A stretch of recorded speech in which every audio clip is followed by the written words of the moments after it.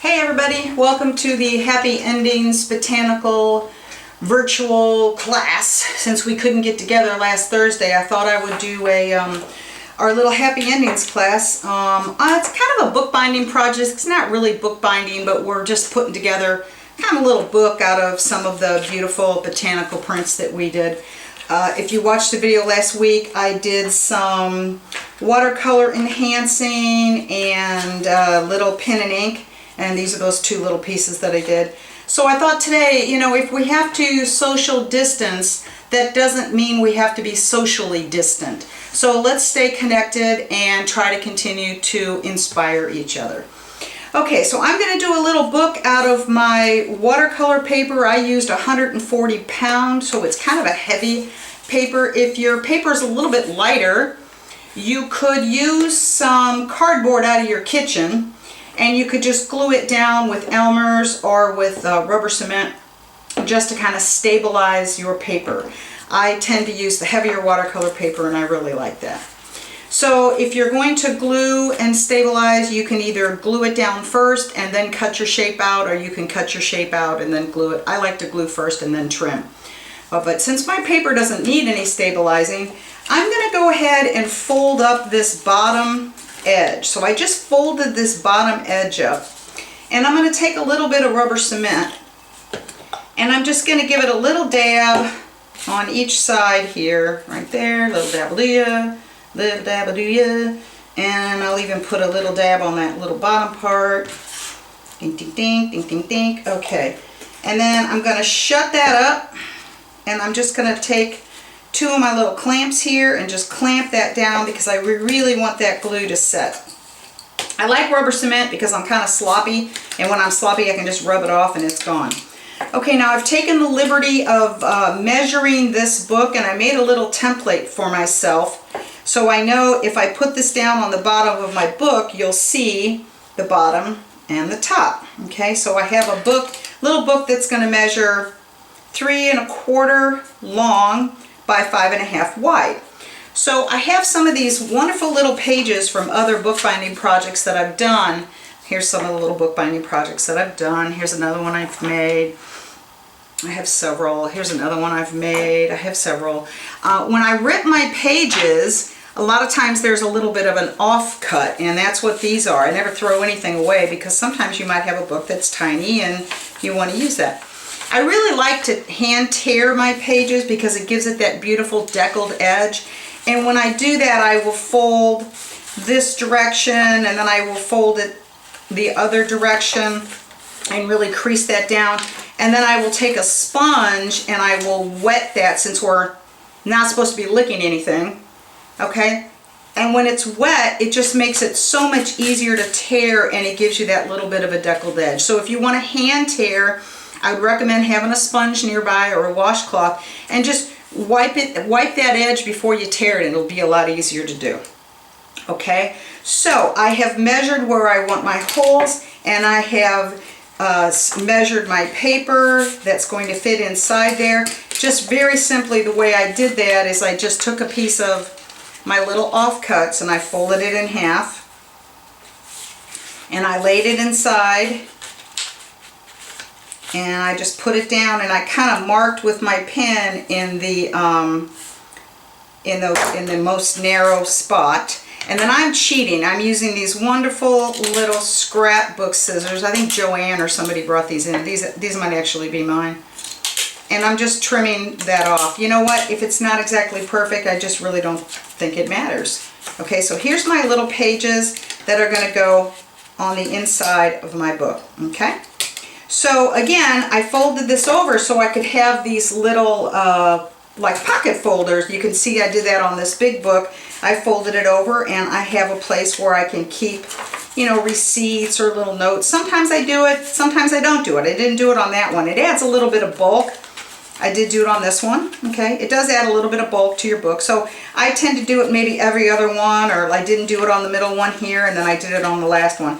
But I just really think it's nice because you can insert little notes there, or receipts, or what have you. Okay, so let's get that out of the way. Okay, so tearing pages, and now it's time to do some holes. So I'm just going to put this inside of there. Nope, I think that one actually goes inside of there. Yeah, that's how that's going to work. Okay, so I have my little pages here. I love these little things that you get from IKEA, these little cardboard L's.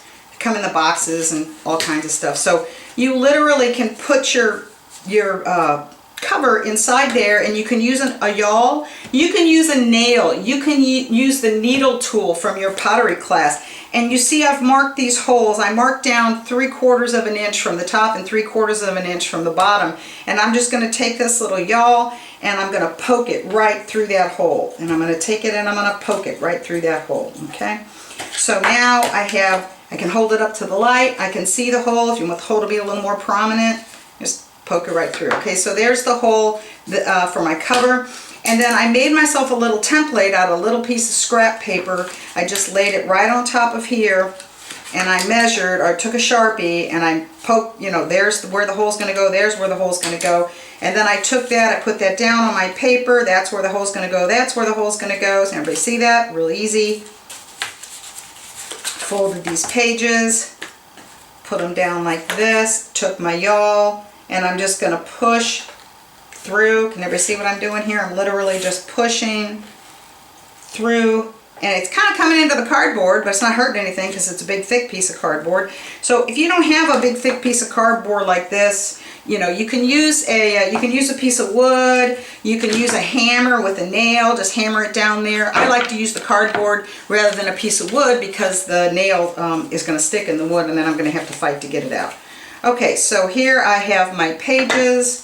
And now I just move them so they're all going to be, there we go, okay. So one thing I like to do is take a clip and clip this down because, you know, if these pages aren't cut exactly the same, they're going to shift all around. It's going to make you nuts when you're trying to get it through there. All right, so here we go. And I can, if I hold it up to the light, I can see that my holes are matching up. So I'm going to go ahead and take that clip and I'm going to clip it to my binder there. I'll also go ahead and clip this top and clip this bottom while it's trying to glue. I have everything clipped together so it can't move. And if you just want to be sure, you can take your awl and you can just poke it through again just to make sure your holes are lining up, because there's nothing more annoying than trying to sew this and having your holes not line up. Okay, I'm going to go thread my needle and we'll proceed. Okay, so I went ahead and threaded my needle. Sometimes that's really hard for me to do. I didn't want to bore you guys. Real quick, I want to go back when I was talking about kitchen cardboard. I should have been a little more specific. Cereal boxes will work great. This is from a pasta box. This is jackfruit cakes that we had for dinner last night. Delicious. Please don't tell my husband they were vegan. He'd never know. Anyway, so you just use some light cardboard to stabilize your papers if your 140-pound is, you know, if you use the lighter gauge paper. Okay, so I've taken the liberty of threading my needle. This is Ceylon. As you know, I do a lot of kumi, so this is the Ceylon or the Eslon cord. You can use regular thread. The thicker the thread, the better. So if it's a coat thread or a button thread, something really heavy duty thread is going to do you better. The waxed linen is really, really nice. I tend to use this when I'm making larger books. This is going to be kind of a small, delicate book, so I think that's going to be kind of overkill.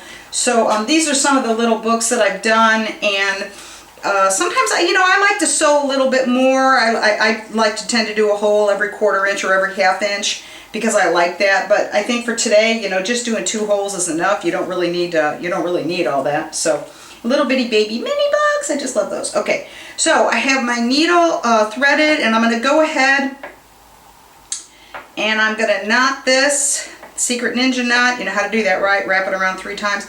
Leave a nice long tail because we're going to tie this off when we get to the end. If you don't want to see the knot, then you want to start the knot from the inside of your book. So I kind of don't mind seeing the knot, so I'm going to go ahead and leave the knot on the outside because I like to then, I think I did it on one of these, kind of hang some beads down and make it kind of decorative, okay? So I actually brought it through from the outside and through the hole, and then I'm just going to take it back through this hole. And that's literally all I'm doing. I'm going to take it through the hole again. Okay, and I'm going to give it a little bit of a pull because I want it to be tight. And I take it back through the hole again. Okay, and then I'm just going to take it back up to the top. And I'm just going to tie it in a knot and take it out. I'm just going to tie it in a knot. So I'm just going to tie a double knot. So there's the first knot. Okay, and then I'll bring it around a second time.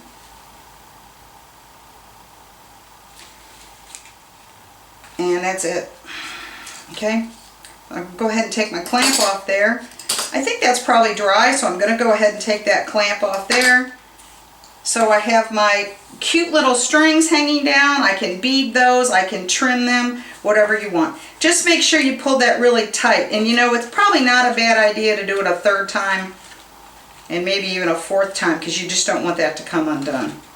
Alright, so go ahead and yank on that again. If you have some bead glue, you could drop a bit of bead glue. I think I'm going to put some beads on there and then you could bring that up and kind of use it as a makeshift bookmark. I think that'd be kind of cute. So here's your little book. You're going to open it up. You have your little pocket here where you can insert a little love note of some kind. Ah, little love note, I love you. Okay, and then you have your pages and you go to the back of your book and there you have it. Okay, so see how easy this is to do? You could do it, like I said, you can use multiple holes. You can do larger pieces. I'll probably do a larger one today. We did some really large sheets of watercolor paper, so you could make really large books. I think some of these are. This one is kind of fun. I actually did like a fold over. So I'm going to have my book here, and then this will fold over, and then this will be my cover, and I think that'll be absolutely beautiful. Some of these are just so pretty. I just think they would make the most beautiful little books. Unfortunately, they're not very deep, so I'm not going to probably be able to fold up those pockets like I did in this one. But I guess if the book is small enough, you could still fold up the pockets. Let's see, you have things laying around the house. You may have an old purse that you want to cut up, and you could actually kind of make a leather project, and if you're interested in that, we could do something like that later in the week. Or, you know, I was thinking about Rick, you know, you probably have some old leather chaps laying around from your rodeo days. You could cut those chaps up and make a book out of those. So anything you have around the house that you could make a cover out of, do it. Maybe an old pair of blue jeans. Again, if you have to stabilize, you grab your kitchen cardboard, your cereal box, and you do it. One note about that is if you do glue it down, you might want to use a brayer just to, you know, roll out all the bubbles, or you could just use the palm of your hand and do like that. So, okay, that's the big video for today, our Happy Endings class. Thanks for watching. Remember to stay safe, stay home, and stay inspired. For the City of Tampa Visual Arts team, I'm Chris Van Hillo. Please come visit me at Taylor Art Studio soon. Bye.